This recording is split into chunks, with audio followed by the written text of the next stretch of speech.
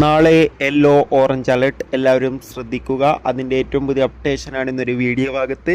വീഡിയോയിൽ കൊനുമ്പേ video like ചെയ്യുക, channel subscribe ചെയ്യാൻ വേണ്ടി ശ്രമിക്കുക. നിലവിൽ കുറച്ച് ദിവസങ്ങളായി കേരളത്തിലെ വിവിധ ജില്ലകളിൽ അതിശക്തമായ മഴയാണ്. കാസർഗോഡ്, കണ്ണൂർ, കോഴിക്കോട്, മലപ്പുറം തുടങ്ങിയ ജില്ലകളിൽ ഇന്നലെയും ഇന്നുമായിട്ട് അത്യാവശ്യം ഒരു മഴ ലഭിച്ചിട്ടുണ്ടായിരുന്നു. കണ്ണൂർ, കാസർഗോഡ് ജില്ലകളിൽ കഴിഞ്ഞ 3 ദിവസമായി ഓറഞ്ച്, റെഡ് അലർട്ടായിരുന്നു ഉണ്ടായിരുന്നത്.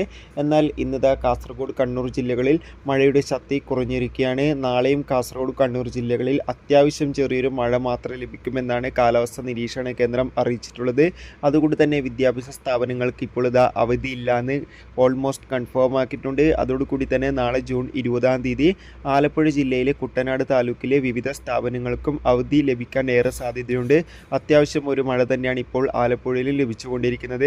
കാത്തിരിക്കാം കൂടുതൽ അപ്ഡേഷൻ അറിയാൻ വേണ്ടി. അടുത്തൊരു വീഡിയോയിൽ കാണുമ്പോൾ എവർക്കും